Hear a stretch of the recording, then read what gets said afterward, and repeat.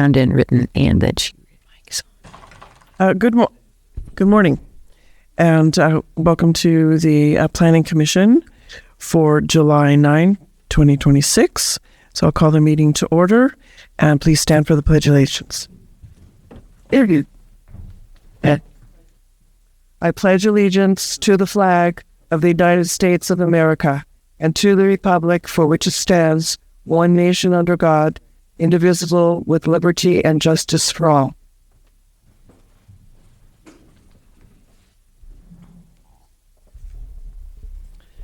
So, verification of legal notices were sent? Yep. Thank you.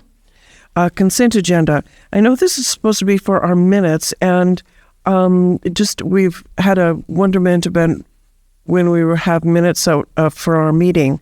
Is that they're coming? Proper? Is that on the list? Because part of our bylaws that we're supposed to do this. So just they are coming. Yes, I've been training Yolanda to get them done. However, the previous clerk also was running behind, so we'll get those caught up. I just wanted to suggest that it's something that perhaps AI could do. Oh, dear sweet goodness gracious. Let's Thank you. Duly noted. Alrighty then. We'll look forward to them hopefully at our next meeting. That sounds good. Well, alrighty. All right, Yolanda, no pressure. Thank you. So we have public input, and this is the time when anyone from the audience may or online may step forward, introduce him or herself, and has 3 minutes to speak to any issue that is not on the agenda. So anyone from the chambers? Yolanda, anybody online? All right, then we'll move forward and close that section of public input. So we have two items today. The first one is consideration of general plan conformity determination and CEQA categorical exemption PL 25411 for the Kelseyville Senior Center renovation project located at 5245 3rd Street, Kelseyville, APN 024 083 06. Thank you. Good morning. I think we have about 2 more minutes before we can start. It was timed for 9:05, I believe. Oh, it didn't say that it was timed on our agenda. It didn't say a time on the agenda, so okay. That's why I just forged forward. Yes, that's is it timed? It wasn't noted? It's noticed. Thank you. That was an inadvertent admission. The notice went out for 9:05. Oh, all righty then. All right, we have 2 more minutes. Hang in there then.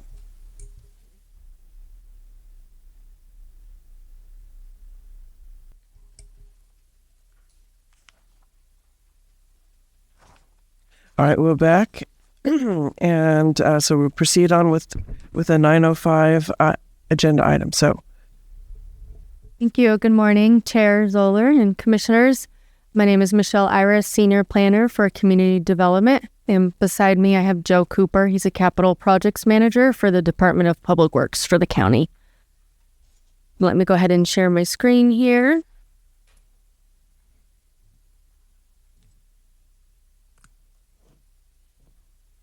Right, and today we will be presenting the proposed Kelseyville Senior Center renovation project that is proposed by the Department of Public Works. So the project itself is the existing building on the bottom right-hand corner of the slide, located in downtown Kelseyville, at the corner of 3rd Street and Satterland Street. To give a little bit of history or background of this building in use, the Kelseyville Senior Center is a facility that is owned by the county currently and operated by Kelseyville Senior Centers. It provides a number of services to the community, including but not limited to senior services such as meals, social events, art and music classes, exercise classes, as well as a meeting space for public gatherings and meetings. I know we've done some of our general plan meetings there, and I believe the Big Valley area committee meets there as well. So in 2023, the county received grant funds and purchased the building. As a part of that purchase, there was a general plan of conformity determination that was made by the Planning Commission at that time. I'll get into this a little bit later, but anytime the county either purchases or offloads a building or proposes construction, we're required to bring forward a general plan conformity in accordance with the government code. So it's not a use permit in this case or any of those other entitlements that you usually see.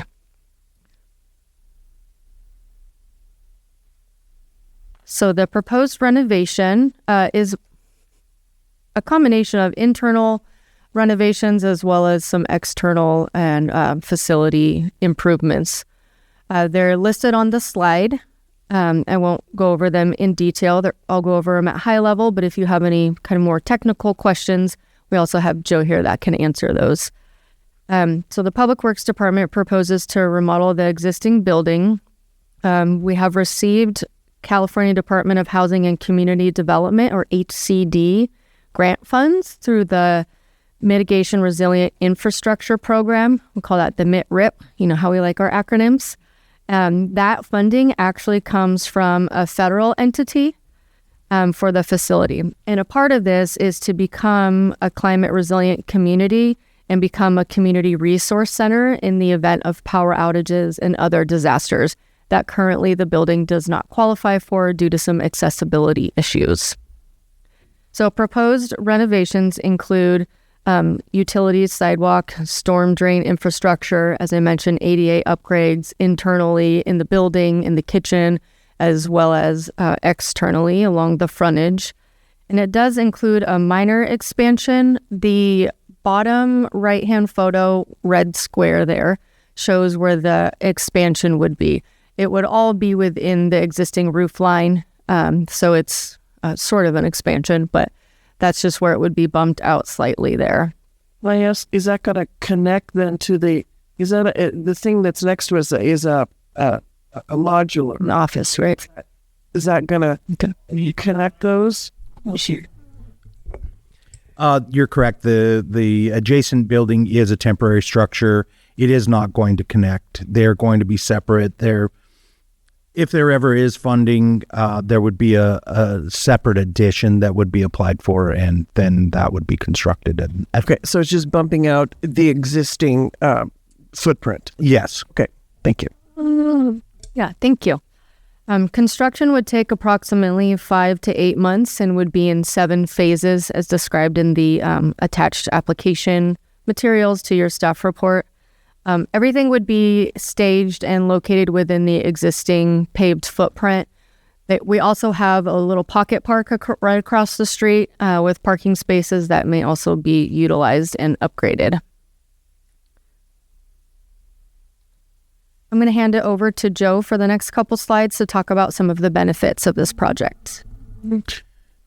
Yeah, so I think Michelle gave a pretty good overview of the construction that's taking place. It's ultimately about 400, just over 400 square feet of increased space. That allows for a couple of things. We're going to be able to create a secondary entrance off of Sutherland that will be accessible. So it moves some of the accessibility and the accessible parking spaces off of 3rd Street, right? So it's a far less traveled roadway. So we'll move the accessible spaces to right in front of the building or right in front of the new entrance on Sutherland, and then in front of the park as well. Also, curb, gutter, and sidewalk get improvements along 3rd Street. The project is really an accumulation of small changes that make a big impact for function on the building. So aesthetically, on the bottom photo here, you can see that there is a little bit of a change to the building. There is the tower that will go in the front. This is a rendering, so it is 95% accurate as to what it will ultimately look like. The tower is awfully large in this picture. It will be about a third the size of what it actually is. It'll only be about 1.5 feet above the roof line. And it'll be significantly less impactful than what it is here.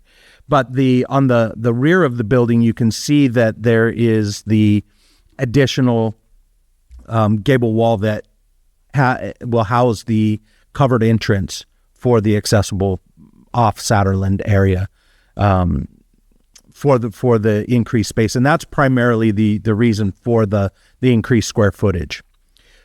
Some of the other things that improve just by rearranging the configuration of the kitchen and the event center area, we increase the square footage of the event center, the event space, the event room space. It also increases the functional space of the kitchen, and then doubles the size of the dry storage. And that's just by configuring the building differently. Additionally, the restrooms will be brought up to code and accessibility compliances, which we don't have at this time as well.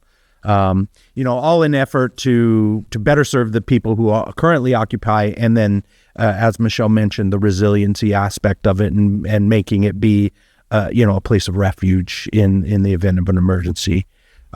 We've worked with several other agencies as well on this. A Northern Rural Energy Network. They've assisted us in heat pumps and moving on to the next slide. Oh no, I was planted. That's okay. No, it's perfectly fine. I'm just rambling on it, really. The Northern Rural Energy Network has assisted us in providing energy efficient heat pump water heaters and mini split systems. We're also going to add a small solar component to building and definitely expandable in the future. So, in the overall aspect of the project, there's a lot of little changes, but I think ultimately for the community and for the people who use the building, and to the intention of the grant funding, we really are making changes and modifications that will better serve those purposes. I think that covers everything. This one is awfully small. Thank you. All right, so the action before you today is to consider approval of a general plan conformity determination as well as a categorical exemption under CEQA. Probably should have started with that. So getting into the general plan conformity, this is the wording from the government code itself here on the slide. Won't read it verbatim, but as I mentioned, it's really in this case because the county is proposing construction of a public building. So under this government code, you are tasked with determining if it generally conforms with the general plan. So going back to 2023, when the county purchased the building, there was a full analysis on the general plan conformity of purchasing the building. At the time, Kelseyville Senior Center was still utilizing it and has a use permit under it, but we weren't proposing any construction. So that general plan conformity didn't include construction, which is why we're coming back today, because now we are. So there is a link to the 2023 staff report in our staff report from today that includes that detailed analysis. And I'll just sort of summarize working off of that analysis about general plan conformity. So really, in summary, the purchase and continued use of the building was determined to be in conformance with the goals and policies of the general plan as well as the Kelseyville area plan. Based on goals and policies pertaining to public facilities and land use compatibility. Some of those most notably are listed on the slide here. Like as I mentioned, the full detail is in that linked staff report. But really, the general plan and area plan in this context focus on wanting public facilities to be centrally located, have utilities already to them, have it be accessible for the community, and things of that nature, which is consistent with this project location. So the proposed improvements only further that goals and policies of the general plan and Kelseyville area plan. And so staff has determined that it is consistent with the general plan and area plan. So this project is subject to CEQA for the proposed improvements. Staff is proposing to utilize the 15301 existing facilities exemption. Examples under that exemption include a number of things, including interior, exterior renovations to existing buildings, as well as improvements such as streets, sidewalks, utilities, restoration and rehabilitated of deteriorating structures. And it also does include additions to existing structures, provided that it won't result in an increase of 50% or floor area of, I missed a zero there on the slide, should be 10,000 square feet. So as noted, the project honestly is sort of a poster child for this exemption. It includes exactly what is listed here within that, and there are no sensitive species within the site or adjacent to it. And we also did reach out to the tribes. We included them on our referral, even though AB 52 consultation is formally not required because it's not an initial study. We included them on our referral process, and those comments are included in attachment 3 as well as other agency comments, and we did not receive anything negative or detrimental from the tribes. So based on that information noted, staff feels that the exemption can be supported. Also just wanted to mention the NEPA component, because it's not every day that we have projects that include NEPA. So because the project includes a federal funding source, NEPA is also required. That is the National Environmental Policy Act. So we worked with HCD, who's the funding source, to prepare a categorical exclusion. You'll notice the verbiage is very similar but different from CEQA. So per their regulations, which are in that 24 CFR 58.5, and is a similar exemption to the CEQA one, but wanted to just, the point here is to say that that was approved by HCD, the NEPA was approved, and there's no action by PC that's required. But I did include that analysis just for transparency as an attachment to the staff report. Right, and with that, staff has 2 recommendations for the Planning Commission. One would be to find that the project does qualify for that categorical exemption under existing facilities, and the other would be to find that the Senior Center project is in conformance with the general plan and Kelseyville area plan based on the information presented today. And that concludes my presentation. I'm going to go ahead and stop sharing screen. Happy to answer any questions you may have. I have a question. I'm not sure if it's for you, but so my understanding is that the county is going to pay for this construction using this federal grant. And then Kelseyville Seniors, Inc. is going to rent the facility. Is that correct? Do they have an existing? They do. They do have an existing lease. Okay. And so they'll be displaced during construction, but then return. Okay. So how long has this entity been leasing the facility? That is actually a question I don't know the answer to. I would have to discuss that with the Public Works. Yeah, I know in the 2023. Let me get that for you. I have the number of years. They have an existing use permit. Okay. I'm just wondering what happens if they terminate the lease or run out of money or something. That's my only concern. Otherwise, this looks like a fantastic project to me. I think you found the number. 2003 is when that use permit was approved. So they actually may have been operating even before that. Thank you. So this is a fabulous project, and thank you to Jessica Peiska for helping get this started, and it's in my district. So it's going to be a lovely improvement to the building. But a couple of wonderments, and started out with the county purchased the building in 2023. From whom did they purchase it? It was a post office. So probably whoever owns post offices. Right. But in 2023, as you said, it had already been used as a senior center for a long time. Did we purchase it from the post office or U.S. government? Or I am not positive. I don't have those details about who we purchased it from in 2023. I could find out for you. Okay. Okay, that'd be great. A couple of questions. I know the construction is going to start here August 1st.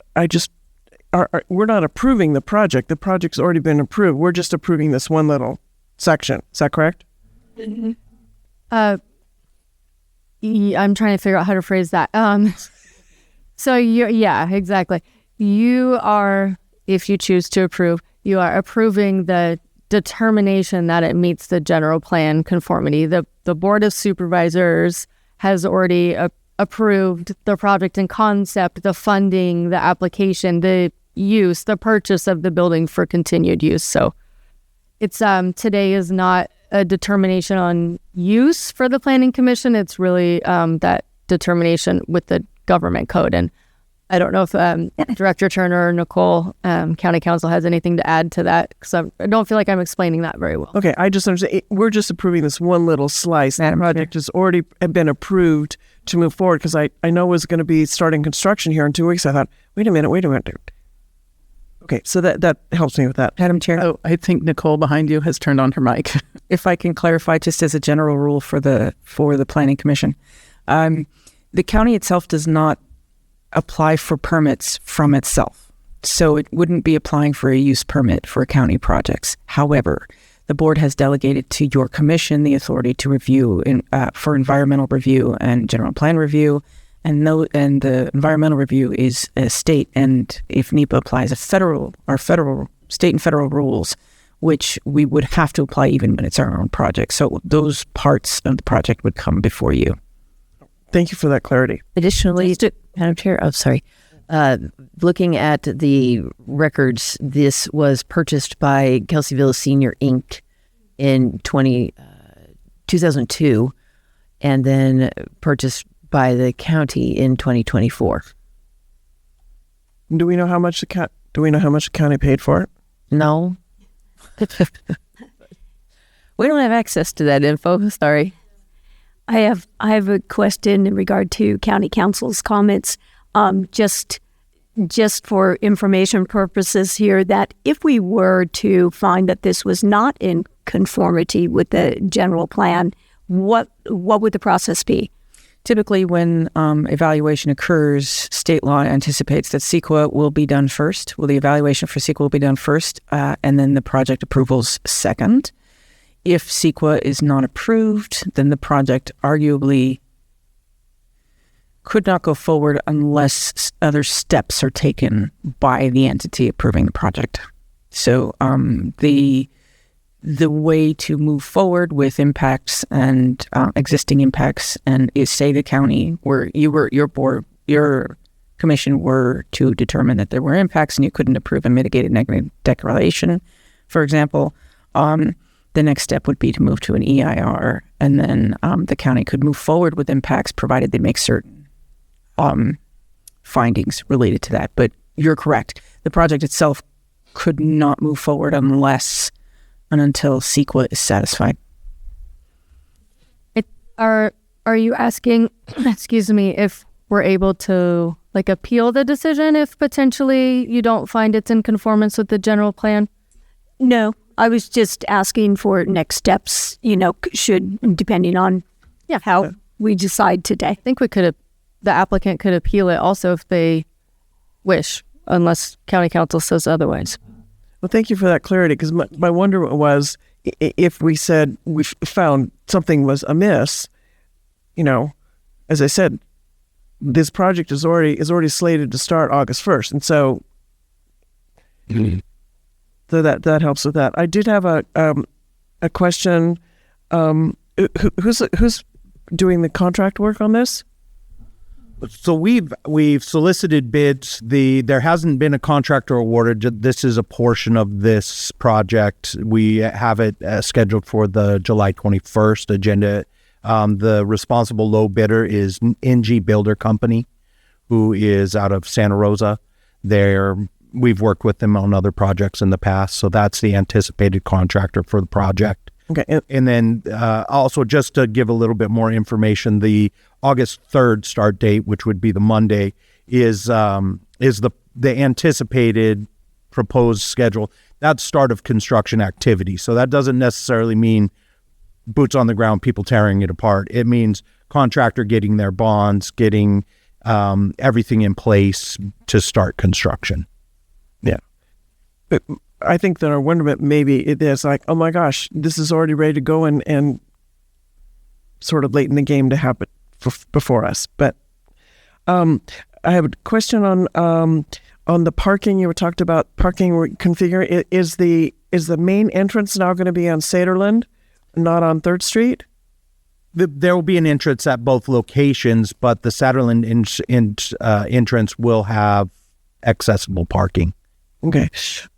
I know this project has been brought before the BVAC, our local area committee, several times, and I know one of the wonderments was having more parking. If we increase and improve the building, more people will be then using it, and for seniors, is there enough easy access and parking for those folks to enter the building? And so wonderment is there going to be any increased number of parking spaces as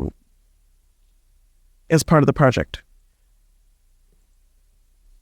As far as actually denoted parking spaces and painted out parking spaces, yes, there'll be 2 more on Sutherland that don't exist now. It's just a blank curb there. We'll actually demarc 2 additional spaces there. Plus the parking along both sides of the street will be improved.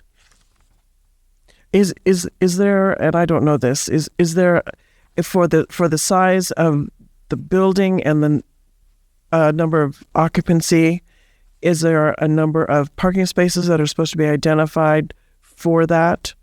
Is that how that works? Yeah, go ahead. Yes, that's largely based on the building code. They do note it on the site plans here, but to answer your question, yes, it is based off of occupancy. In this case, I don't believe that the occupancy of the building is increasing. It's really just that sort of a small, barely an expansion, if you will, right, as far as overall footprint and floor area ratio and things like that. Yeah, I'm asking because I know that there have been some wonderments about having enough parking currently for those particularly that use the senior center facilities. So you're saying 2 more new ones? There'll be 2 parking spaces, yes. 2 spaces. Okay. Thank you. Those are all my questions. Anybody else? I don't have any questions, but I do want to hear public input. Yeah, well, I just didn't know if we're done up here. All right, so let me open this up for public input from anyone from the chambers or anyone who is online. Anyone from the chamber? I don't see any takers. Ayla, do we have anyone on Zoom? All right, let's go ahead.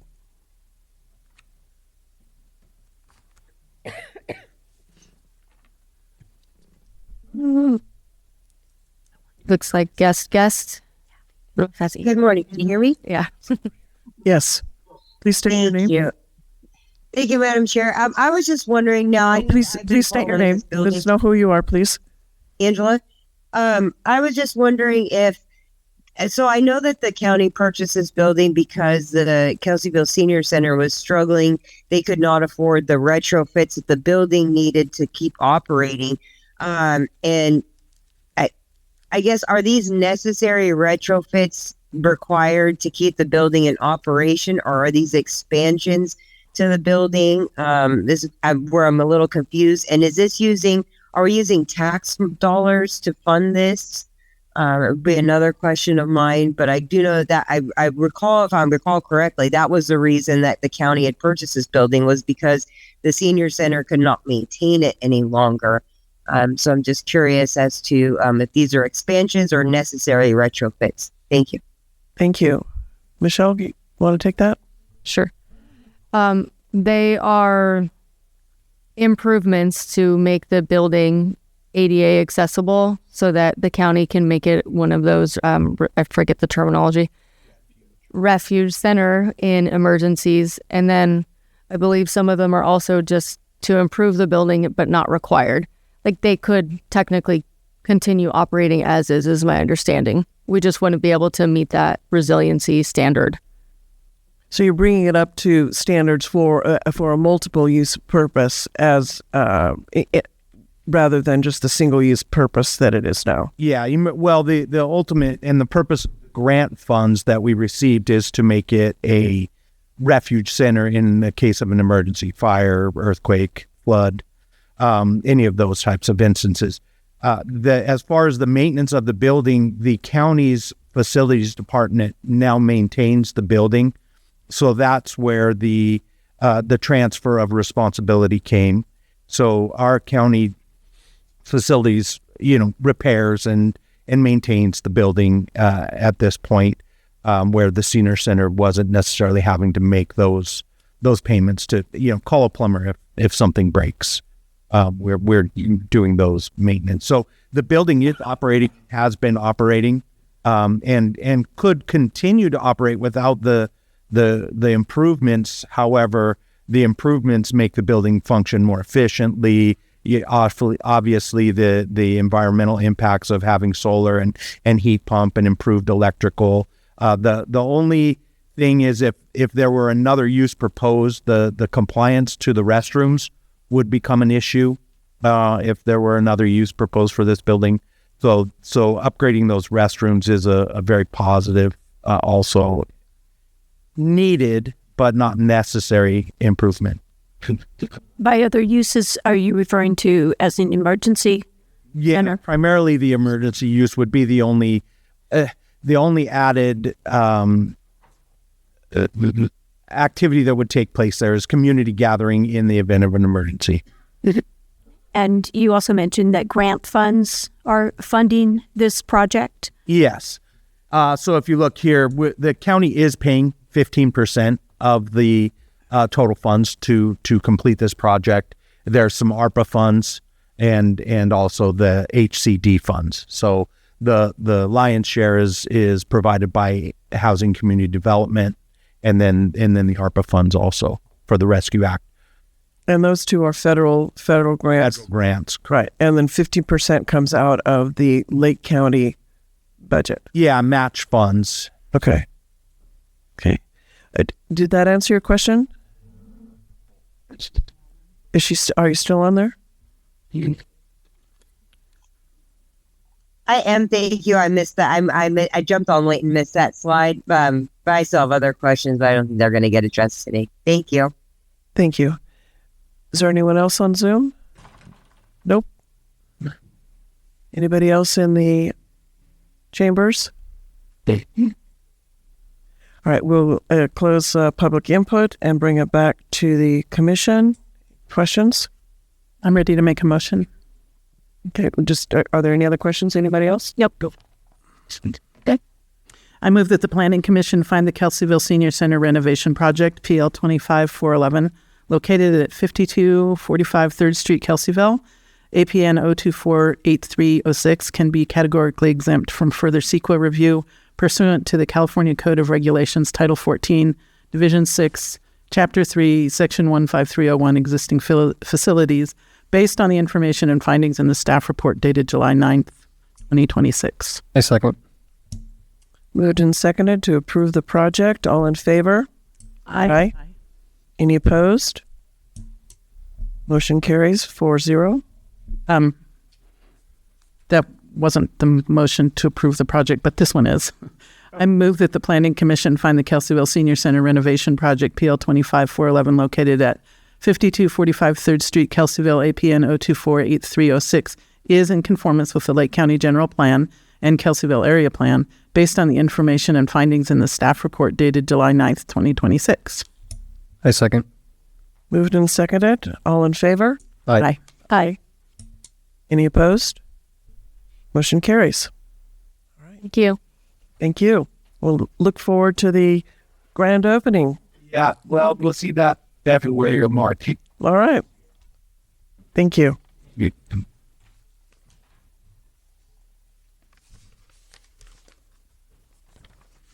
All right, it's 9:20. Okay, we're on time. So we're going to look at our second item. Do we have any green sheets that have come in? Just a question on that last item. Yes. Do you need to read the note? There was not a note for. Do we have to, the applicant? Do we need? I have it on page 7. Just Do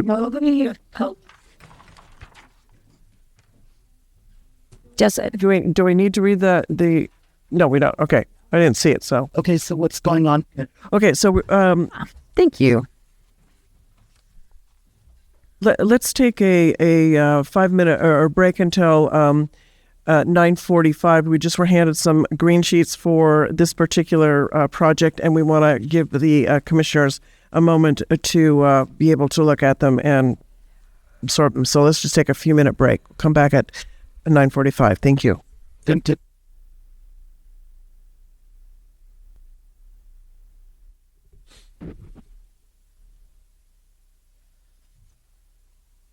Welcome back. Thank you for giving us the opportunity to read through some of the information that had just come in regarding this particular project. So, this project consideration of proposed major use permit amendment, PL 2543243, too many numbers, UP 2420, Eastside Farms Incorporated, Ross Cunningham proposes a maximum up to 50,560 square feet of outdoor cannabis, commercial cannabis, and facilities.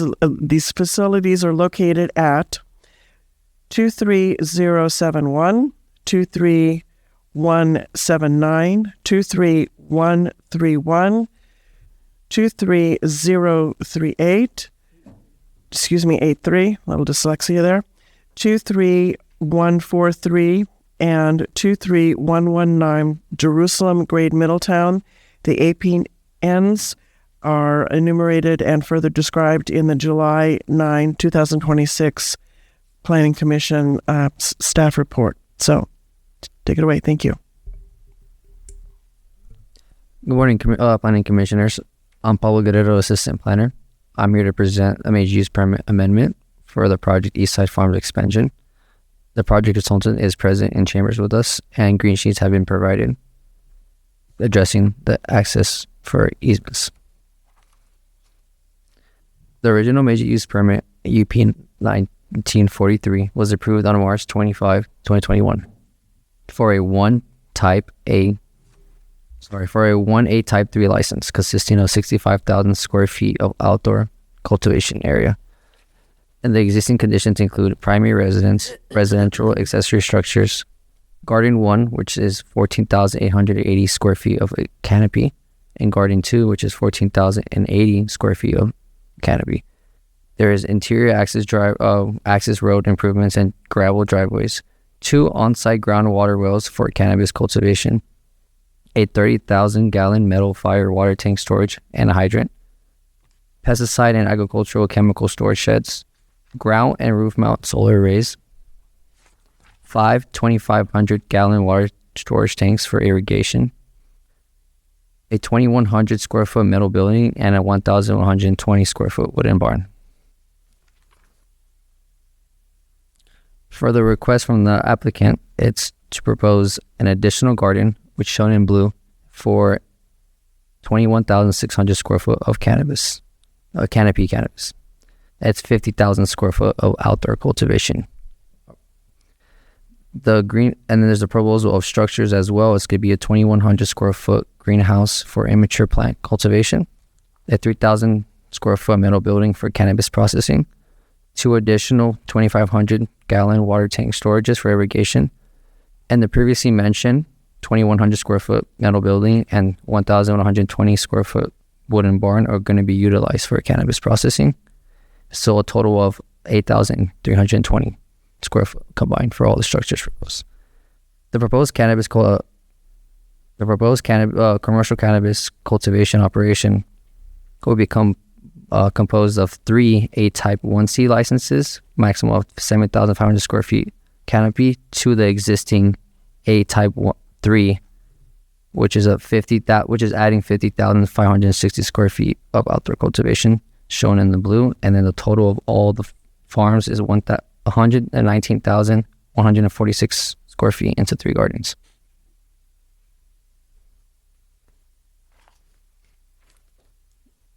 The site description. The zoning in the general plan is both rural lands. It's within the Middletown planning area and supervised rural district 1. The north, east, and west are mostly undeveloped, and south there is other commercial cannabis farms located. The total acreage of the parcels is approximately 35 acres, being clustered for the project. The property is predominantly flat, no tree clearings proposed, and site work includes building pad preparation for the proposed structures, which will be included in the building permit. The project would be analyzed through the general plan, Middletown area plan, and the zoning ordinance. For the general plan, goals and policies reviewed and includes Chapter 3, land use, Chapter 7, health and safety, Chapter 8, noise, and Chapter 11, water resources. There's no conflicting policies within the general plan. There's no specific policies addressing commercial cannabis cultivation within the general plan. Under the Middletown area plan, the project is proposed for outdoor cannabis cultivation, and there's no mapped areas of farmland of local importance or farmland of statewide importance at the project site. The proposed project is now located within the farmland protected zone, so thus greenhouses are not required. For the Lake County zoning ordinance, the project would be permitted under Article 7.5, Rural Lands, and Article 27.11 AT, under uses generally permitted. Cannabis cultivation with the major use permit is permitted under rural land zone. The project observes all required waterway setbacks as documented in the site plans attachment 1. The nearest off-site residence is located approximately 300 feet from the cultivation area, which satisfies the minimum of 200 feet setback requirement established under Article 27.11 of the Chapter 21 of the Lake County zoning ordinance. For the CEQA analysis, the initial study found that the project could cause potential impacts to the following resources: aesthetics, air quality, biological resources, cultural resources, geology and soils, hazards and hazardous materials, hydrological and water quality, noise, tribal cultural resources, wildfire, and mandatory findings of significance. A mitigated negative declaration is the proposed CEQA environmental determination for the project. All identified impacts can be reduced to less than significant with mitigation. Public comment occurred from May 12, 2026 to June 15, 2026. Mitigations are outlined in staff report attachment draft 2, which is the draft conditions of approval, and attachment 4, which is the draft initial study. The notification of the project was sent to 11 local tribes on October 8, 2025. The Middletown Rancheria contacted the Community Development Department via email on October 8, 2025, and staff coordinated a meeting between two parties. An agreement was reached between the applicant and the tribe, and staff concluded the consultation via email on March 16, 2026. Staff has included tribal cultural resources mitigation measures regarding tribal sensitivity, training, and encountering resources.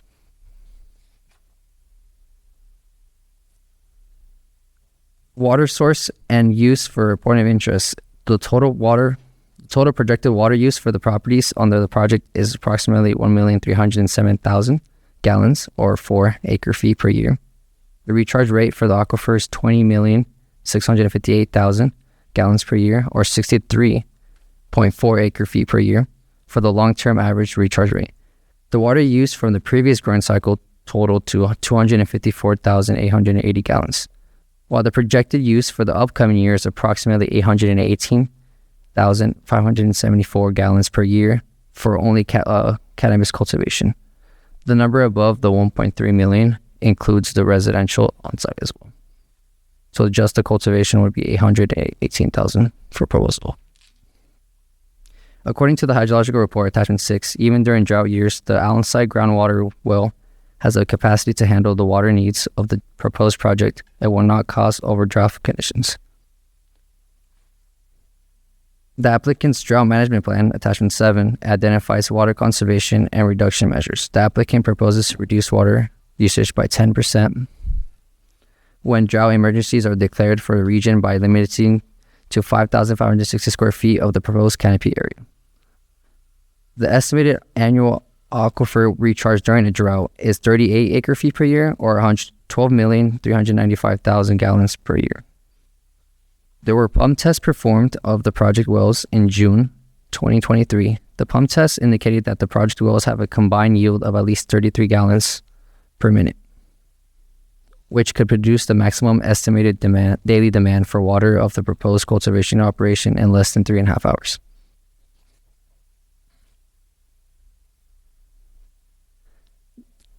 As discussed in the initial study of the project, potentially significant impacts to resources in combination with the impacts of other past, present, and reasonably foreseeable future projects could cumulatively contribute to significant effects on the environment.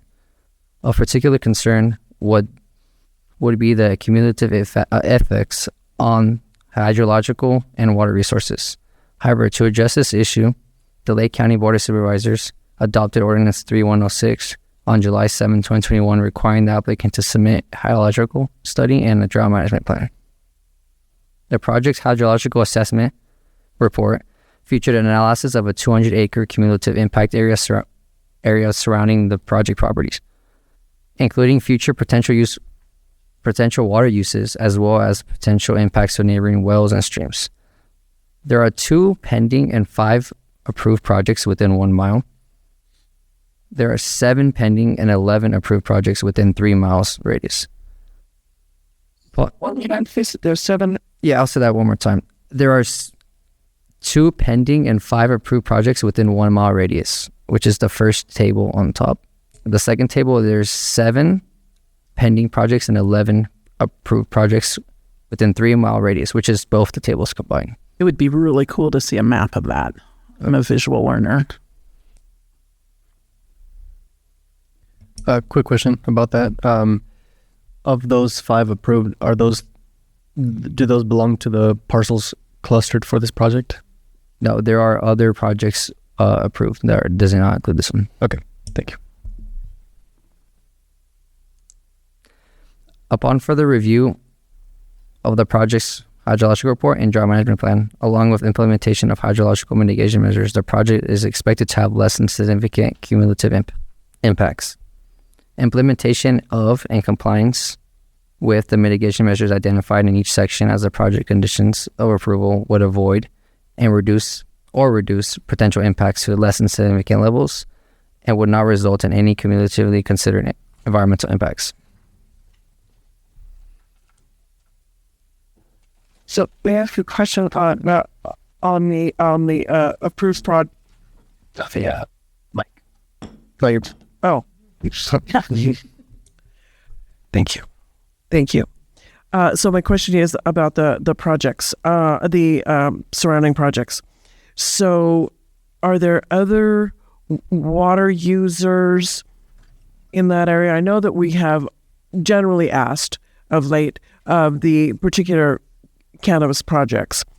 Since we are concerned about water use, to get a full contextual understanding of who else might be, putting their straw in the aquifer. I just wondered if, and you may not have this information because we haven't asked for this before, just a wonderment about, are there other water users in say within a 1 or 3 mile radius that may also be impacting the aquifer?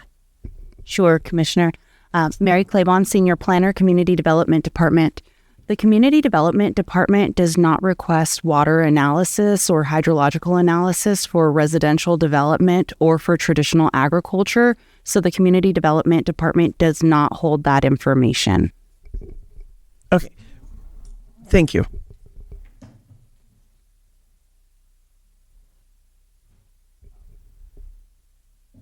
I'm sorry. Go ahead. please. Recommendations of the project. Staff recommends that the Planning Commission find the potential impacts associated with the project applied by Eastside Farms and Ross Cunningham can be mitigated to less than significant through the implementations of the mitigated negative declaration and adopt an initial study. PL 25-243 with the findings listed in the staff report dated July 9, 2026. For the major use permit, staff recommends that the Planning Commission find that major use permit PL 25-243 applied for does meet the requirements of the Lake County Zoning Ordinance, Article 27 and Article 51.4, and that the major use permit be granted based on the findings listed in the staff report, subject to the conditions of approval dated July 9th, 2026.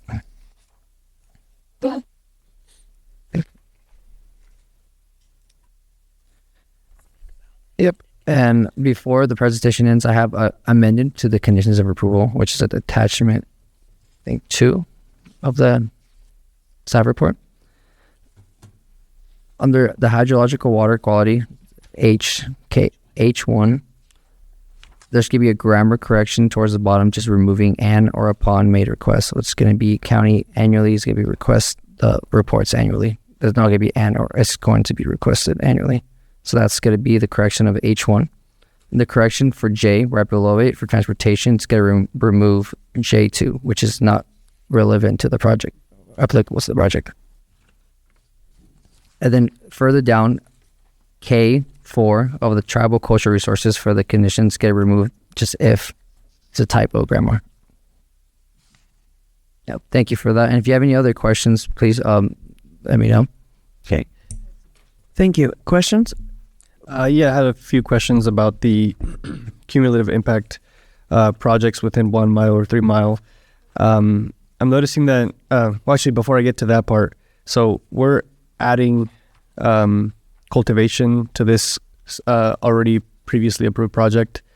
So we're going from what amount of cannabis to what amount of cannabis? Because I know that the addition is just 21,600 square feet. Is that correct? Yeah. It's stated differently in different places. So in one place it says 50, you're adding 50,000, and in another place it says you're adding 21,000. So I have that question as well. Yeah. So for the explanation to that, it's for the proposed cultivation area, just the surrounding the fence area, which includes like structures could be in there, it's going to be 50,000 square feet, but the actual canopy of plants is going to be 21,600 for that garden 3. The addition. Yeah, and then what's the total amount of canopy and cultivation area for the overall once, if it gets approved, or what's being proposed? So the total cultivation area, it's 119,000, which does not include canopy. And then the canopy itself of plants is 50,560 square feet. And I could just I will defer to the consultant Trey just to verify these numbers. So I'm sorry, did you just say what is currently, and then what is the add? I may have missed that. Say it one more time, please. Yep. Currently, there's XYZ at how much, and then with the add, there's how much? So the project is approved for, let me get 65,000 square feet of outdoor cultivation. And the addition's going to be 119,000 outdoor cultivation total. So it's an addition of 50,560 outdoor cultivation. But if you add 65 plus 21, that does not equal 119. Yes, please. Yeah. Chair. Good morning. This is Trey Sherrill. I'm consultant for the project applicant. So this project was originally approved for 1 acre of cultivation and canopy area. At the time that the use permit was issued for this, the tax base was on your cultivation area, not your canopy, and so therefore they would be the same exact. And what by that we mean, like every square inch of the fenced-in area, in theory, would be a plant.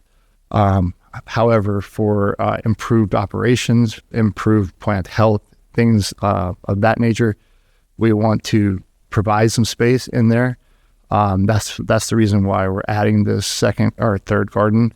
The third garden is 50,000 square feet in area and 21,000. Sorry, I want to get that right. It's 21,600 square feet of canopy. So it's a 50,000 square foot cultivation area, fenced-in garden with 21,600 square feet of canopy. Did I answer that well enough? What's the currently existing canopy square footage? In reality, so it's approved for an acre, but the reality is that they have about 30,000 square feet of canopy in their 2 existing gardens right now. Okay, so we're taking 43,000 and adding 21,000 for No. 2. We're taking 30,000 and adding 21,000 or a little less. Okay, so the currently existing canopy area is 30,000 square feet. Yes. Not an acre. Correct. Well, that's just because that's what you planted, but you were approved for a full acre. Correct. Okay. Yeah. So as far as Just to be clear, I think we're asking for what was approved previously yes, and what are we seeking today? it approved previously was 1 acre, which is 43,560. We are seeking to increase that. I'm speaking solely about canopy right now. We're seeking to increase that to 50,560, so an increase of 7,000 square feet of canopy. What? Yeah, so so basically in the project description, we have garden 1 and 2 at 14,880 and 14,080 square feet. So we're adding garden 3 with 21,600 square feet of just canopy, totaling the actual acre of canopy. Yes. Within that cultivation area of 50,560. Yeah. It won't be an acre. It'll be the 21,600, but yes. Like overall, I mean, once all 3 gardens are okay, yeah, that makes sense. Yeah, because I was a little confused on. It was a lot of. It's hard to word this. You got to make sure that you include everything that's currently happening, and then trying to show what is going to happen or what we're actually asking for. Mm-hmm. Yeah, so looking at the cumulative impact of the other projects within the mile radius, the majority are an acre or under, with one being 8 acres, the largest one within the 1 mile. And then on the 3 mile radius, they're all 1 acre or less, 1.1 being the highest. So bringing this one up to 1 acre seems like it's kind of what people are doing in that area within the 3 miles, and the 3 mile includes all the 2 charts together. So it doesn't seem like it's something out of something being done differently from what other cultivators are doing on the area. So cumulative impact, all these gardens seem to be very small, with exception of that larger garden. So I don't have any issues with the hydrology or cumulative impacts because they're all smaller farms. And we do, Trey was able to pull up some cumulative data from the hydrology report, including residential wells in the area, if you'd like to hear about that at all. Yeah, I was satisfied with the rather thick hydrology report that I read. I wanted to make the comment that this hydrology report, I had instructed the hydrogeologist to beef up the cumulative impact section as a result of comments and requests that the commission has made in the past. Thank you. Yeah. Takes like 2 years from the time you apply and add this stuff for finally to get it back to you to see. Right. And appreciate that. It helps us just get a more contextual view of what's going on. So I appreciate that. Other questions before we open it for public comment? I do have a question. I've been looking at attachment 5, which is the 2024 grading questionnaire. It was called to attention by Margot Kambara. And I'd made some comments about this because I'm just a little confused. Maybe these are typos, but there's a checklist, and instead of checking the boxes, there are letters. Like the one I was concerned about says, will your project be removing any previously cultivated trees, vines, or other plants having stable woody root systems extending at least 12 inches below the surface? And the answer was KI. I was wondering if someone could tell me what that means. There's a number of letters that I'm not understanding why. I can provide some clarification as to why the PDFs have interesting transmissions when we actually convert our documents into accessibility documents that can be viewed on CEQA. Sometimes checkboxes get skewed from X's to K's, or in this case, KI. So with that, there was a new requirement for California accessibility for all of our documents to be OCR scanned and reviewed. And when we upload those, sometimes our signature blocks change as well. So it appears that that was just kind of a transmission error when it was converted to accessibility, which seems like it's not very accessible, but that is what it is. Okay, thank you. And my ultimate concern was about removal of vegetation. And this was a big pile of paper, and can't remember where I saw it, but somewhere it was proposing some significant vegetation removal. And in another place it said there wouldn't be any. So I just want an answer. With that, there's no tree removal proposed for the project. However, the canopy area that is the expansion garden would require some clearing of the land prior to cultivation activities. So what vegetation exists there currently? It's brush. Okay, let me pull up the slide. It's non-native annual grassland habitat. Thank you. Correct. The other thing I'll add to that is that after approvals, if the project is approved, one requirement is to submit that grading questionnaire through our OpenGov portal. We no longer use that paper checklist, but then we determine if a grading permit is required and what level. And everything would have to be in accordance with the grading ordinance, which is Chapter 30 of our code. So what Mary pulled up here is a picture of on the other side of the fence is where the Garden 3 is going to be proposed. So that's vegetation.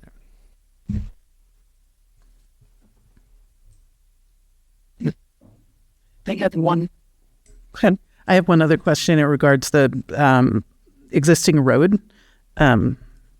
Somebody handed me the grant of easement. Thank you for doing that. I think staff was pretty responsive. Thank you.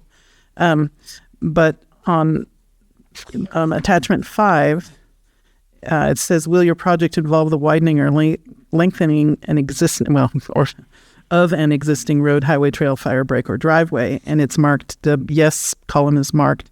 So I'm wondering how wide the road will be, both the entrance over the easement and roads on site. So the easement will not be, the road that uses that easement will not be affected at all. It already meets the 4290 standards. There is an internal road on the property that will need to be improved so that it meets those CAL FIRE standards, and that's the road improvement. Thank you. 20 feet wide, sorry to answer. Yeah, thanks. I have a question for staff, just in clarification. On page 5 of the staff report, it refers to 2 full-time employees and 2 seasonal employees. However, in the hydrology report, it's based on the equivalent of 8 full-time employees and has a different listing of saying 4 permanent year-round employees, 4 additional seasonal, and 6 additional seasonal employees during processing. I would like to defer that question to the consultant who will hire those, or I'm not sure if the employees are going to be different depending on the season or cycle. So defer that question to Trey.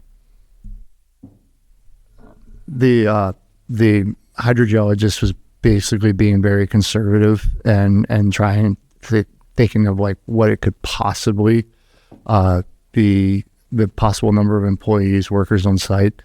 But no, what we expect is that lower number of employees. Does that make sense?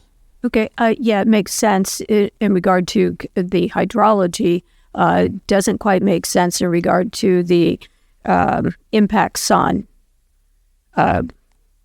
trips in transportation. So I'm just trying to get clarification on what really is happening on the site, what really are we approving? Are we approving for, in essence, 8 full-time or 4? 2 and 2. Sorry. In the operation, page 5 of the staff report, it says there's going to be 2 full-time employees and then 2 additional seasonal employees. So during the harvesting season, so it's going to be ranging from 2 to 4, depending on the time of year.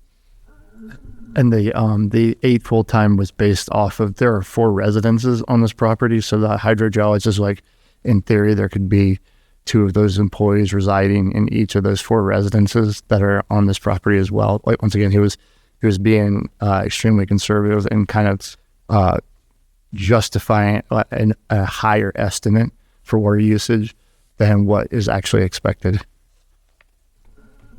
I'll also add, in the initial study, the traffic analysis does note estimated trips between 4 and 8 during construction and operation. Either way, it's under the 110 daily threshold for VMT and traffic impacts under CEQA. Yep. Okay. Thank you. So and then I had another question in regard to the use of generators. So is the property management plan indicates that there will be 2 quiet and fuel-efficient gasoline-powered generators will be used as a backup power source for the proposed processing and drying buildings for when power cannot be supplied by roof-mounted solar arrays and battery banks. Because there is no, as I understand it, there is no power hookup to PG&E for this project. So just clarification, that doesn't, this description as written in the property management plan doesn't seem to align with the emergency use in our county ordinance for this type of operation.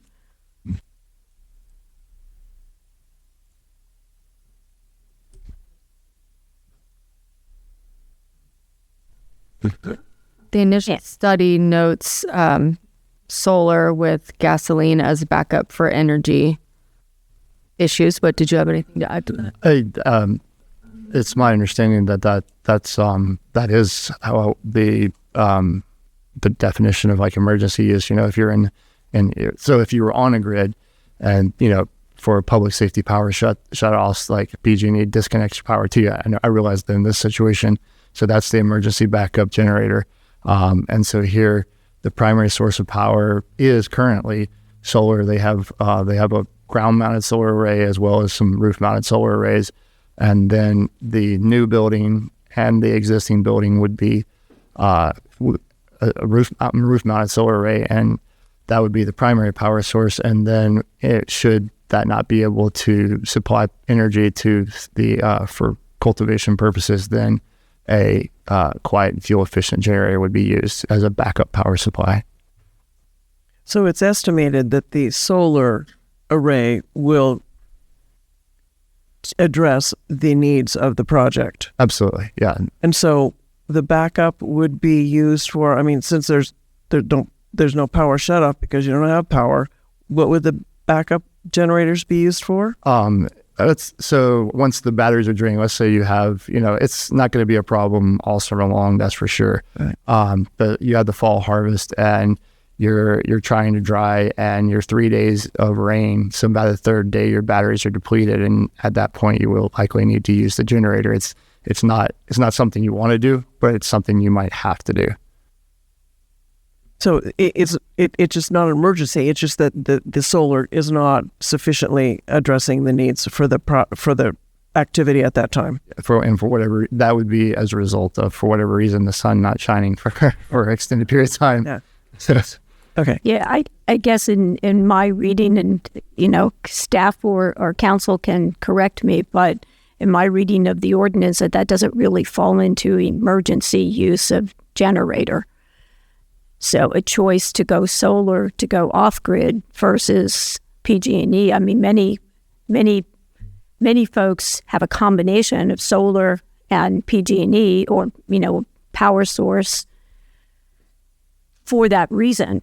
So then they don't have to use a generator because it would fall back to the power source, the PG&E power source, if solar was not activated because of 3 or 4 days of rain and overcast. So anyway, to me, this is a little bit of a gray area. Commissioners, if I can provide a little more clarification for generator use on commercial cannabis sites. For this project, the generator use was analyzed on page 54 of 60 of the initial study within the discussion section. The proposed project would be served by 2 existing on-site groundwater wells and on-site solar energy systems with gasoline-powered generators as backup energy source. So it does not state it's for emergency source. It does state it's for backup source. Additionally, this commission has authorized transitional use in the past for projects that were looking to expand and connect to the grid for PG&E power, knowing that there was a long wait list, and the commission has allowed transitional power. Additionally, generator use is allowed with Ordinance 3135 for temporary processing facilities as a permanent use for 3 years. So this is not something that's new. This is something that's utilized within different areas of the code and not necessarily within Article 27 as written. So staff is aware that while you're reading the black and white of Article 27 AT I believe it is, there are some other additions that the Board of Supervisors have made to provide pathways for applicants. And because the generator use is analyzed within the initial study as backup, not necessarily as emergency backup, that can be supported by staff. Perhaps it was how it's presented, that it's really part of the energy supply, and it's really not emergency. It's just part of it and used as needed. So perhaps it was how it was presented.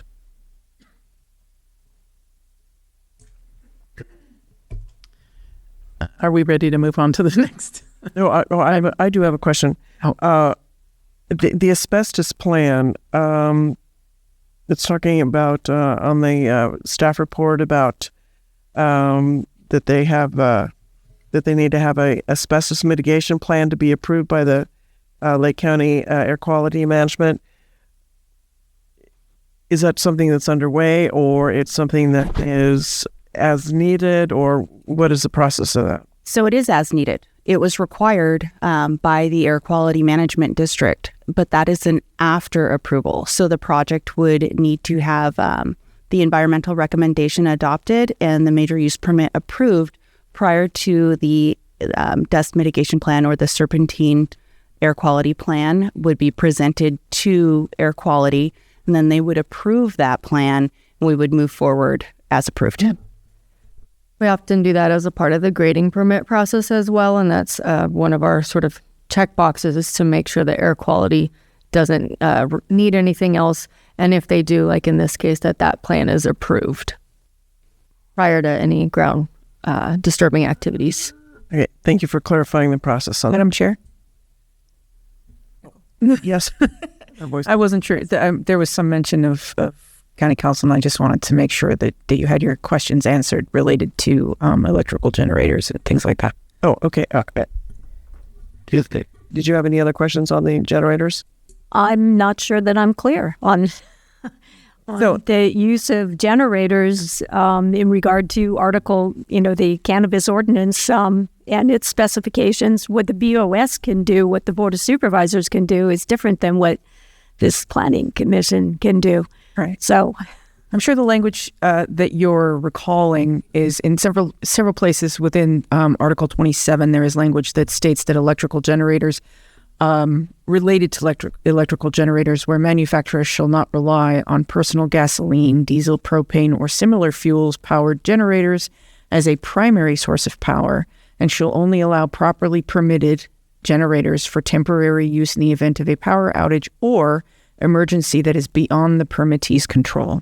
So instances where the permittee's battery bank isn't charged, I don't think fits the definition of a circumstance outside of the permittee's control. But the limitation there is on primary source of energy. So there's a limitation of that. I would like to note that the nearest PG&E our grid power hookup is miles away. That all of the projects out in this area, as we noticed, that there are several. Solar power is their primary source of power, just like for this project. Okay. I understand that. I guess where my concern comes in is expanding from cultivation to processing. So with the processing buildings and then the additional required energy that's needed to maintain a processing building versus cultivation.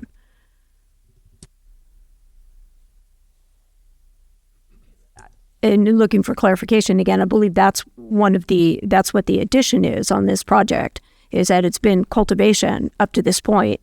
And now we're looking at expanding the cultivation and at adding processing. Is that correct?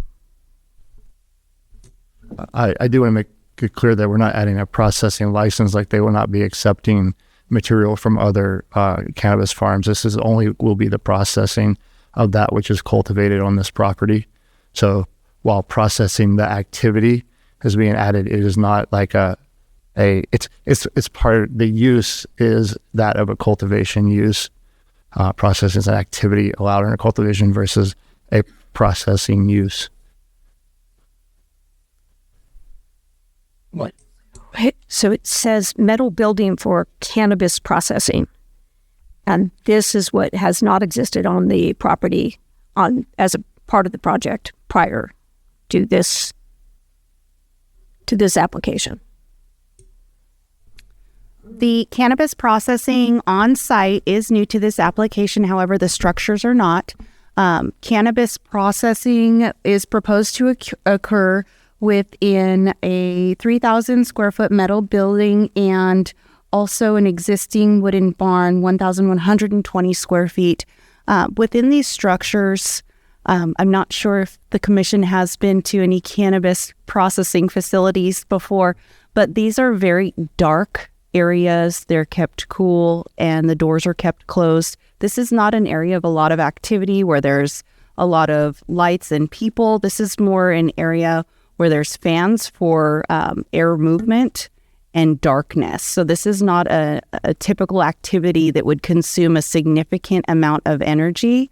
As for the primary power source being solar, the whole area in Jerusalem Valley is mostly that I'm aware of utilizing solar. The feasibility of PG&E coming out to this location is not feasible for the majority of these folks at all. So with that, we cannot implement a condition that they connect to grid power. We have to look at the project as proposed. And as proposed, solar is the primary source of power with generators as a backup as needed, not necessarily operating these 24/7 because, again, the energy consumption for these structures is not as significant as if it was to be occupied by people rather than drying plants. So my interpretation is that this is a legislative issue because our current code allows up to 3 years of use. So if we as a community want to rely exclusively on solar, then we would have to write into the law, we being the Board of Supervisors of the legislative body, that it would be solar exclusively and maybe battery backup. And to provide a little clarification for you, Commissioner Field, with the 3 years of use, that is for temporary processing shipping containers, which this project is not proposing. There is no term limit for the use as approved. So I'd like to move on to another subject, if I may. Yep, that's Go ahead. Okay. So in the agency comments, Peter Minkel at State Water Board provided 5 pages of concerns. And it's unclear to me whether these have been addressed. It's mostly water discharge. Does this project have any water discharge? That's just like a canned letter that every project that when they go through CEQA review of the water board, basically it states that they have to adhere to the cannabis general order, and they take 5 pages to state that. So will there be any discharge from this?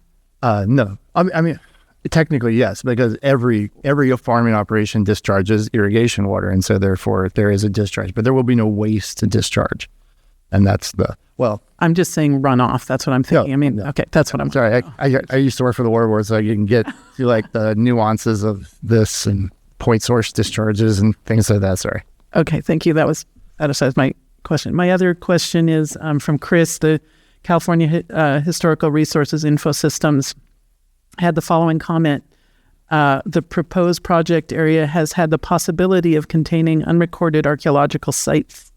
A study by a qualified professional archaeologist is recommended for the portions of the proposed project that are not included in study number 52986 prior to project activities.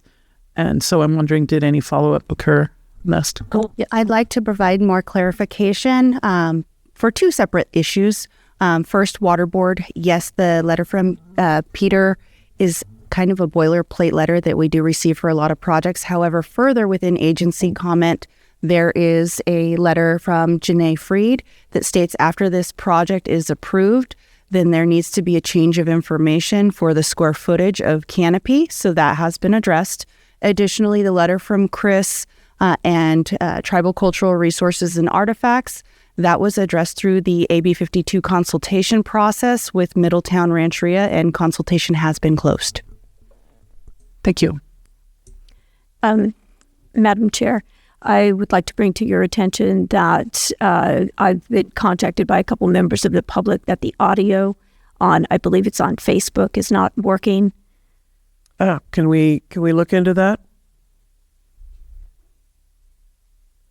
Should we take a... Okay. Let's take a... What was occurring is Facebook did have an outage.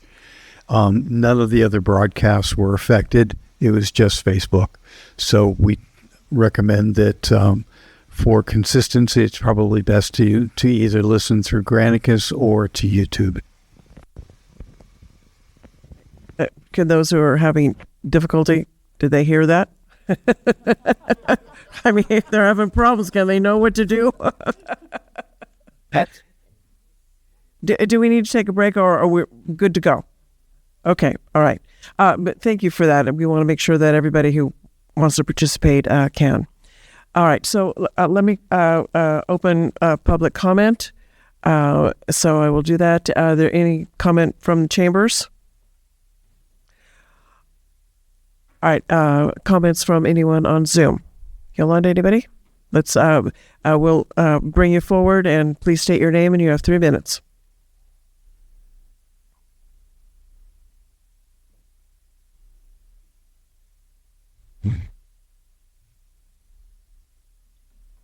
Thank you, Madam Chair. Angela here.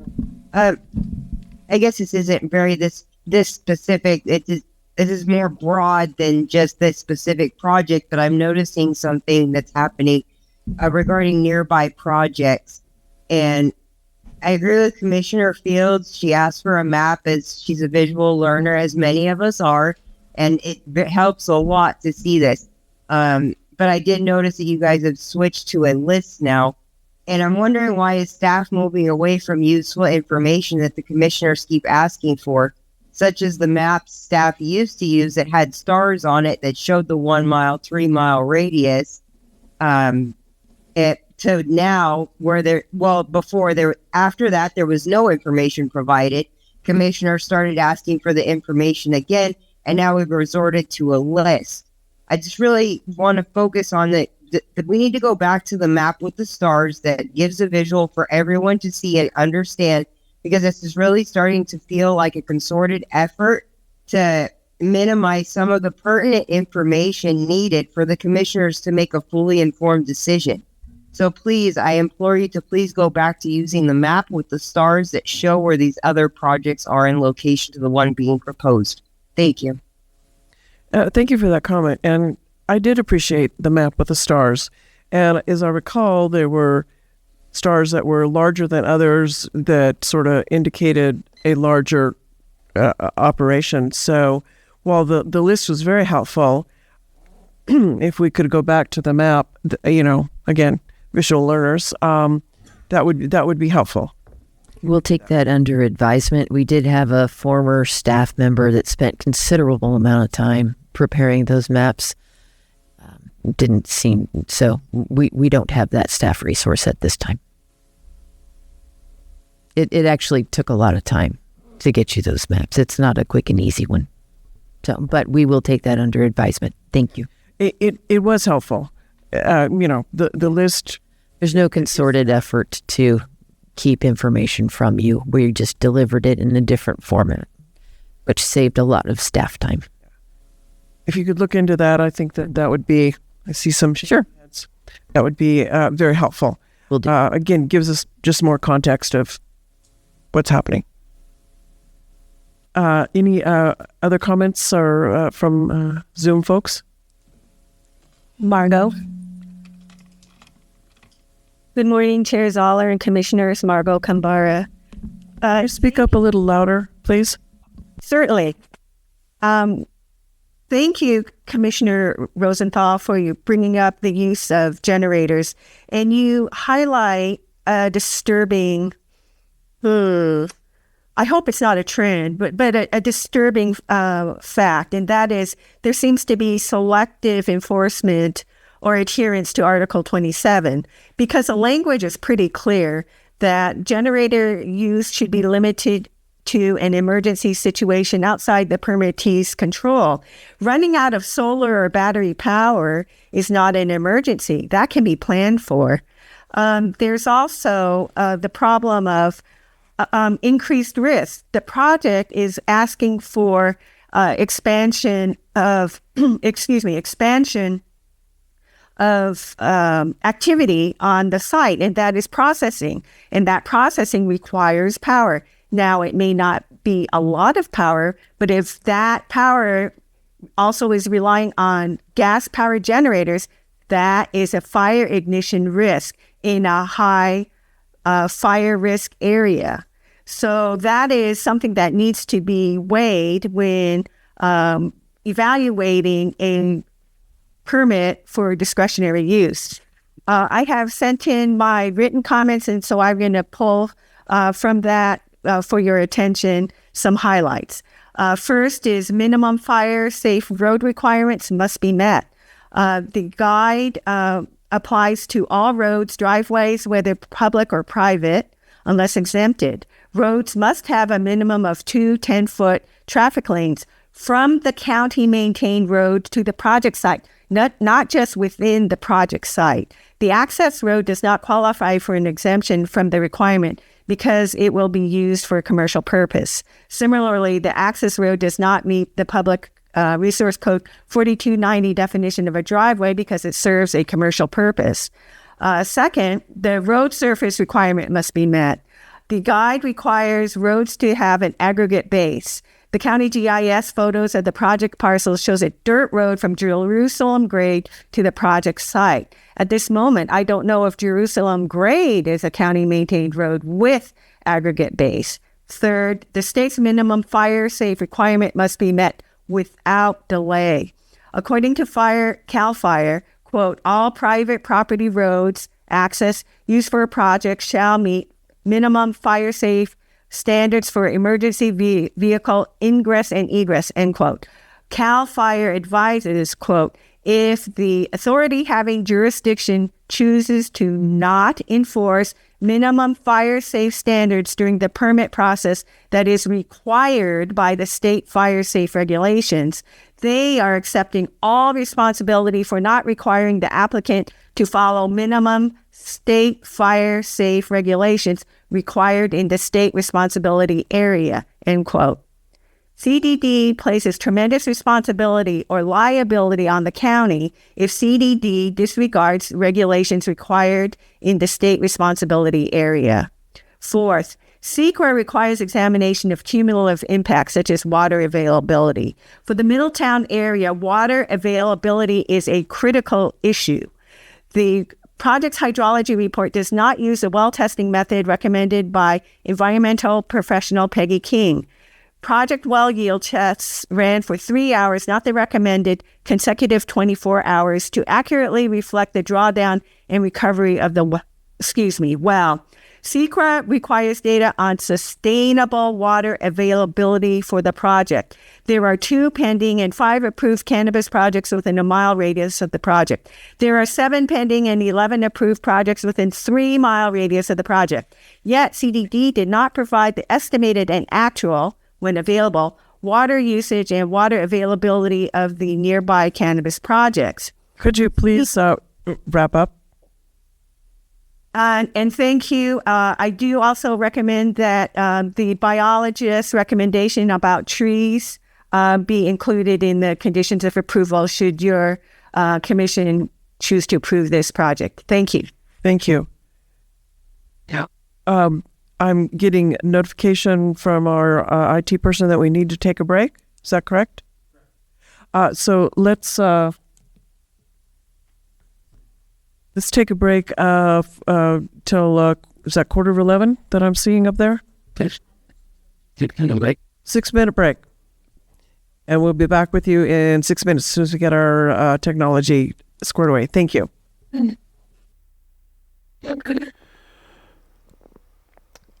Okay, we did have some technical issues and received some errors from Facebook. I'm just double checking to make sure that we don't have that occur again because it did freeze the broadcast.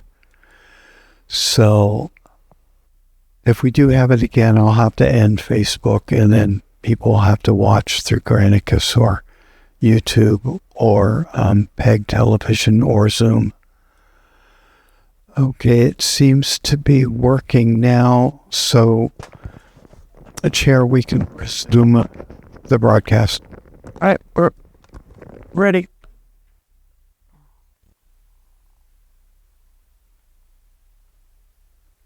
Thank you. We're back. The beauty of offering many options to view this meeting is often downside, and all the various platforms don't talk to each other nicely, and sometimes even very unnicely. So, I think we're back on board with all the options, and so bring it back to any other comments from our Zoom folks.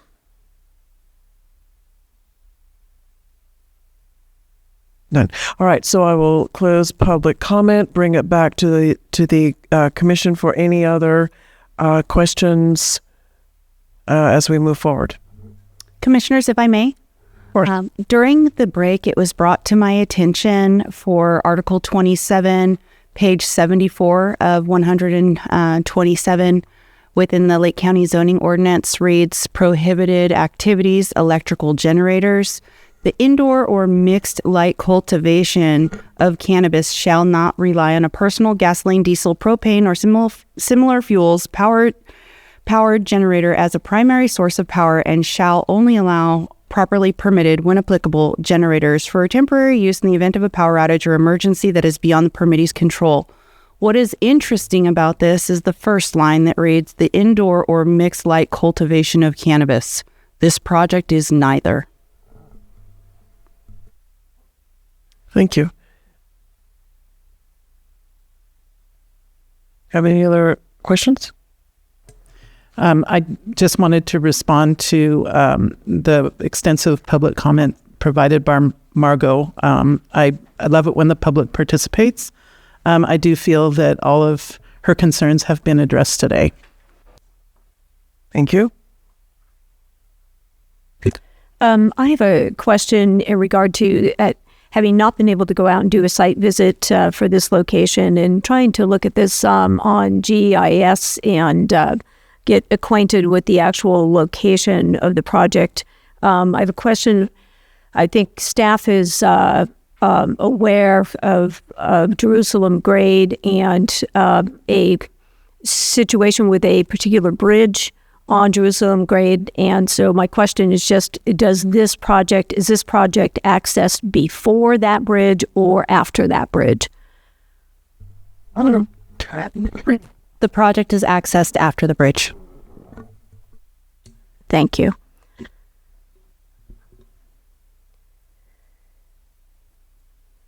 So with that comment, this if anybody has been out there, the bridge is an issue, is problematic. And again, my concerns with this project, I don't carry the concerns with the cultivation aspect of the project, but with the generator use as it's proposed or written in the project, and with the road situation for safety access, I do have a problem with this project in regard to adding on the greenhouse for the immature plants and the processing, the metal building for processing, and the wooden barn, I believe, for harvest storage and whatever. It's not clear to me whether there's also processing going on there or just storage, but nonetheless, those are two aspects of the project that make this difficult for me to approve or agree with this project. Thank you. Any other comments from the commissioners? Well, I had a question about that comment. Commissioner, you're not sure about the allowed use of those buildings or the repurposing of those buildings? Or what's a big issue with using existing buildings for the I'm good with cultivation. Again, the access to this area, the road, that bridge, is problematic for increased commercial activity, any kind of increased commercial activity. So I'm good with activity that, in my mind, in the descriptions, fall into agriculture, strictly agriculture, and minimizing and keeping to what was described here in the report. That's why I guess I was also looking for clarification on the number of employees. How much activity is actually, are we looking at actually increasing on this particular area? So to me, with increasing, with adding in the processing and adding in the greenhouse for immature plant development, that increases the activity there substantially. On with that bridge, and there's no pictures of that bridge. We're not seeing any of that, but that bridge is not in good condition to add additional commercial activity beyond that without improvement to that bridge. Who owns the bridge? Yeah, county maintained? No. Oh, well, that was a question I had too. It's Jerusalem, I think, was brought up in Margot's comments, where she asked who actually maintains the road, and I'm unclear on that. Who maintains Jerusalem? Commissioners, I may have a statement. So there is no nexus to require repairing the bridge that is outside the project property, and that was a court case that was Nolan versus Dolan that was decided under the U.S. Supreme Court cases that the limit or requirements outside that's not relate to the project of the property should not be required on the property. I agree that it's not required. My problem is putting other people in danger because of an inability to repair or fix that bridge to a more acceptable standard. Is this a county-owned? The bridge is not county-owned. So it's owned by the property owner upon which that bridge sits? So whose responsibility is it to make sure that it is passable and compliant for any emergency vehicles that may have to cross over it? If I may ask council, would it be possible for us to make that a contingency? Repair of the bridge, not knowing who belongs to it? We can't make an applicant responsible for another entity's property.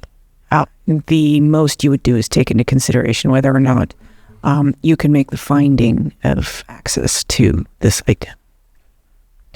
So when you say make a findings, say more about that, please.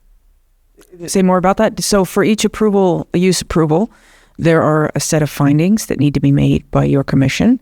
Let me see. I'll pull them up. And those findings are necessary on page 16. Last page. Well, the general findings that are listed. This is a major use.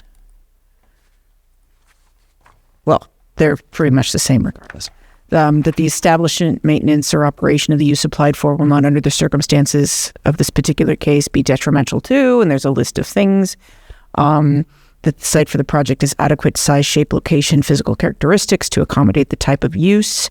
That the streets and highways and pedestrian facilities are reasonably adequate to safely accommodate the specific proposed use. And in the evidence presented to you today, there are also 3 other findings that are applicable as well. And the evidence presented to you today is weighed by you. So that'll include everything provided by staff, everything provided by the applicant or their representatives, everything provided by the public. You would weigh that as you see fit, and you would determine whether or not you can make these findings. So if we determine that particular egress to the property is not sufficiently safe, we could then deny the project on that basis. If the evidence has convinced you, right, individually as commissioners that there is not, that the streets, highways, and pedestrian facilities are not reasonably adequate to safely accommodate the specific use, then you would be unable to make that finding. And so then your vote you could vote no, or you could, and I'm not sure how this would work here, but you could ask for staff for clarification, or you can continue it to give time to see if that can be corrected. It really is up to your commission. Thank you. Yeah, and at this point, I can't make finding 1 or 3 on page 16 of our packet. Okay. With the project as presented, as I said, I'm okay for increasing cultivation. I am not okay with adding other commercial aspects. Well, I had a question for the applicant too, or Go ahead. Oh, I just wanted to know before we say, is that within our purvey to recommend? No, we can't reduce the project because then it kicks it out and starts it over again, right? You can certainly recommend reduction. There would, if the changes are Has been used by higher. Sorry. if they impact other analyses made, for example, if your recommendation is to reduce and that somehow has an impact on the CEQA analysis, then that may have to be reevaluated. Okay, so a scenario might be if was determined that the road would not support the increased traffic with the processing part of it. Could we recommend removal of the processing as part of the application and only just increase the cultivation? Is that within our? I mean, that is if that would allow the commission to make full finding in a diminished capacity. Right. If it allows you to make the finding, you can certainly make that recommendation for approval and then approve as amended. Okay, so we could amend that. You could, if that allows you to make, if the changes you're recommending allow for your permission to make those findings, then yes. I'd like to ask a question that might answer this. It seems to me that we usually have CAL FIRE or some other firefighting agency evaluate these things, and I'm looking at agency comments and I'm not seeing anything, but it seems logical to me that an assessment would have been made of that bridge by one of those entities. Does anybody have any information on that? I'm sorry. I don't have enough information on that specifically. We are looking to see if there is potential agency comment that may have come into OpenGov rather than via email that was after agency review. That way we can just double check. But I did want to note that in discussions previously with our chief building official, Jack Smalley, we've discussed what he has termed pinch spots. And I don't know if that's a correct term or not, but it is sections of roadway where it becomes 2 lanes into one, which essentially becomes a pinch spot where there's enough room for one-way traffic. And we've seen this in areas like Ridge Road and also J-Grade, where it does narrow down to one way in and out, but with stop signs on either direction. That is something that we wouldn't necessarily be able to do, is add signs, because this is an easement and it's not maintained by the property owner, who's the applicant for the project parcels itself. But this pinch spot would qualify as, a pinch spot under the 4290 Public Resource Code sections in discussions with our chief building official, as long as it doesn't exceed a very long length. And I don't know what it is off the top of my head, but I know that the bridge does not exceed it. It would be like 150 feet long or something around those lines. But I question whether that bridge can even carry weight to meet the requirements of the fire department. And to Commissioner Field's comment is that there is no comments in our packet from the fire chief in relation to this. That pinch spot is a one-lane bridge that makes you think when you drive over it. It's not your typical bridge. So, and it is clearly evident that in this area that people do drive down into the creek bed. It is a bridge that goes over a creek bed area, and people do drive into the creek bed area to even avoid using this little one-lane crickety pinch spot bridge. Commissioners, if I may, yes, I'd like to explain why we will not consider removing the processing from this application, and it's specifically because of that bridge and the ford. So when you harvest whole plant material and then have to truck it off site to be dried and processed, it's a large volume of material that has to be moved, and therefore requiring larger vehicles. By processing on site, by dry and processing on site, you're about 1% of the whole harvested wet weight of the plant is going to be transported off site after processed, and about 10% of the volume would be transported off site. So you go from needing large vans to even as large as tractor trailer trucks to transport to a processing facility, to now the finished product can be transported in a truck or a small van. And so because of that bridge, it's imperative that we are allowed to process on site for this operation. And so to that question then, also then with all of the other approved projects in the area, do those projects also have processing facilities? Have those projects that are all beyond that bridge, do they have processing facilities? What do they do? Thank you. I think I'll take that one. Okay. With that, we do have a few projects that have processing. A lot of folks out in Jerusalem Valley only applied for outdoor cultivation without the appurtenant facilities, but we do have a few that are located out there.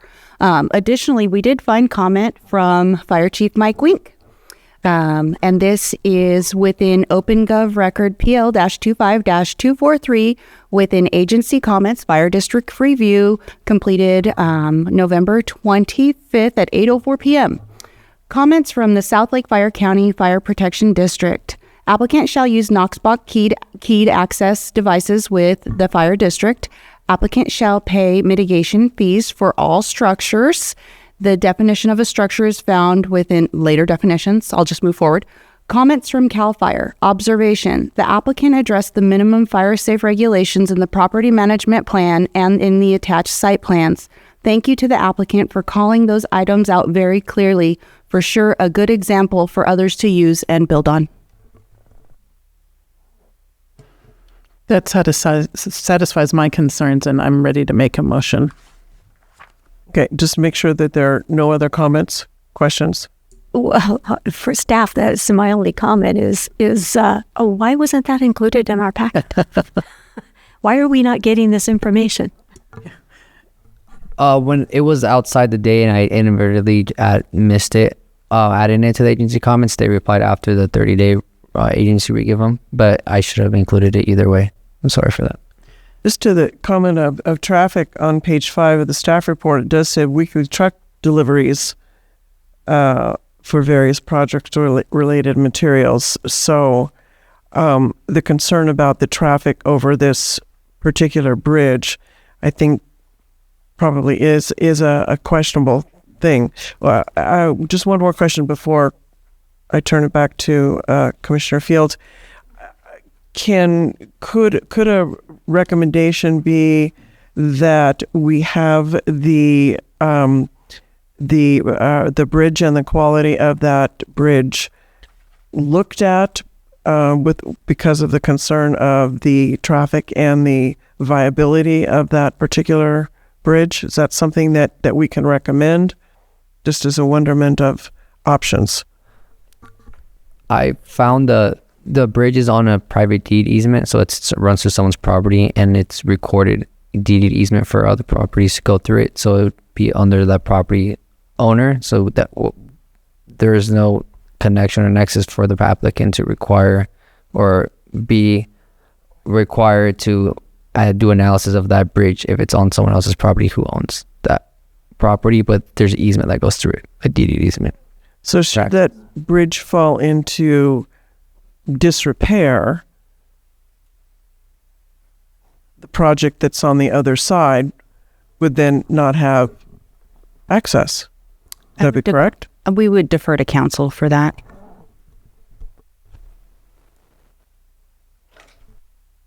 And that is an easement that we don't have in our packet. We don't have access to that easement and what that easement allows. This is not one of the project parcels, so we would not have included this easement. We did provide green sheets to the commission for easements onto the project parcels. Right. So under California law for easements, it is the dominant estate that is responsible for the upkeep of the easement, and that means that if you have a right-of-way to access an easement or a portion of another person's property, it is your responsibility to maintain that access so that it's safe and accessible. So if the project proponent is the beneficiary of this easement, they are the dominant estate, and they are responsible for the upkeep of that easement. So it would be within.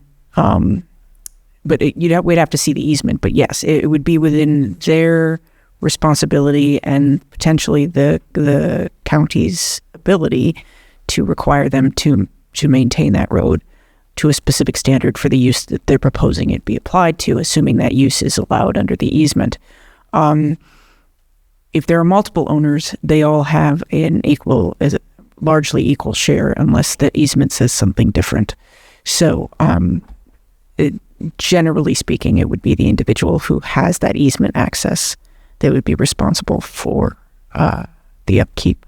So in this case, it would be the current project applicant plus anyone else who has right-of-way over that particular bridge on the other side. Correct. If the property that is currently being proposed for the use has an easement over someone else's property, then that particular person has responsibility for upkeep of that easement.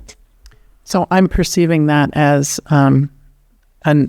a problem, if it is a problem, between two private entities, and I'm finding that it should not derail their application. It could be an issue between the two property owners if there is a question as to whether or not the easement allows for this particular use, allows for the upkeep. Say, for example, your commission required 4290, 4291 upgrades and a repair of a bridge, and that to meet those requirements, the bridge would have to be widened and it's broader than the easement. There would be an argument between the two parties over that. So while your commission can require that the road and or bridge, if the applicant, if the land the applicant is proposing to use is the beneficiary of this particular easement, if you're proposing that a condition in the permit be that they improve the road to a particular standard, then there would have to be that standard would have to be allowable under the easement itself. And that's not something your commission would be determining, but for the plain language of the easement. Well, I'd like to commend Commissioner Rosenthal for bringing it to our attention because I'm not familiar with it either. But the issue that I see arising is that if people are not using the bridge, they're driving through the creek, and that may have significant environmental impacts. Commissioners, if I may, I have displayed here the easement for Jerusalem Grade Road. Additionally, we can add a condition of approval to this project that the applicant is only to use the bridge rather than crossing into Jerusalem Valley any other way. So we can add a primary access through the bridge. Is this the only entrance into there's no other road? There are other roads, but they go out to other counties. This is the right. This is the only road. This is the only road there. Is this the only way in? Right. Thank you. I would propose that we do that as make such an amendment. We can amend those conditions, and if the commission is satisfied, I can stop the screen share. Wait, could you say the changes again? We would add a condition that access is to be utilized via the bridge rather than the stream crossing. And is that to avoid potential impacts to avoid any impacts? Because I know that in previous projects we've had CDFW comment, in which they have said that they have no issues if the creek bed is dry, but to not use it during the wetted. When there is water, because they are seasonal. We did not receive that comment from CDFW for this project. Staff would feel more confident in avoiding any environmental impacts. Certainly my experience with dry creek beds is anytime vehicles go through it, there's a lot of disruption in the bed of the stream. So I just, in this particular area, I just don't know how that would be enforced, especially when you have other projects there that are approved and it's already evident that people go through the creek. I just don't know how that can be enforced. So while I appreciate staff's recommendation on that, to me that doesn't resolve the problem, especially with the condition of the bridge itself. I agree with that comment. I wouldn't want to add that condition either. Yeah, let's not make a rule that nobody can eat. Applies to one project and not the others. Commissioners, if I may, the cannabis general order, the water board permit does not allow for vehicles to travel through the creek at any time. That's just one of their rules. I mean, enforcement of that obviously is a challenge at best, but there is already a rule applicable to cannabis, licensed cannabis farms in California that states that they should not be driving through Soda Creek. Right. And I think that's obviously a good thing, but without a creek monitor, it's hard to know what happens. But so with that, it would be difficult to tell whether it was permittees, employees, or residents within the area who are utilizing that as an access point. What I can say is our cannabis code enforcement officers do spend a lot of time in Jerusalem Valley, and they get to know a lot of people. So with that, if they, we can relay the message. If they do see our permittees, we can look into it further and see if it was an exemption from CDFW, something like that. But we would look into that further should we receive any complaints or our code enforcement officers were on site and they did view that type of activity. Thank you. I still remain, as far as unable to approve this project as presented with regard to the use of generators and with the road situation out there in regard to the additions to the project beyond simply cultivation.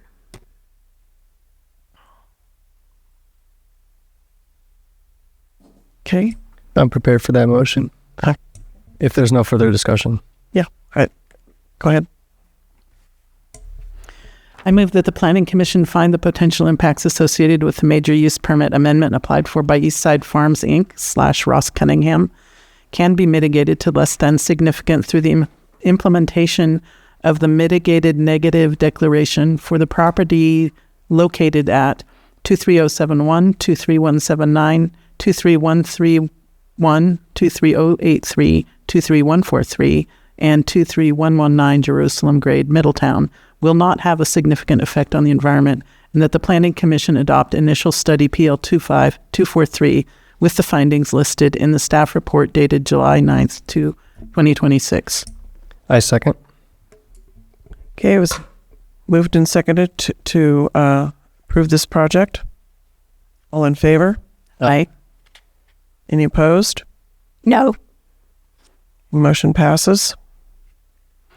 I move that the Planning Commission find that the major use permit PL 25243 applied for by Eastside Farms Inc. / Ross Cunningham for the property located at 23071, 23179, 23131, 23083, 23143, and 23119 Jerusalem Grade, Middletown does meet the requirements of the Lake County Zoning Ordinance Article 27 and Article 51.4, and that the major use permit be granted based on the findings listed in the staff report and subject to the conditions of approval dated July 9th, 2026.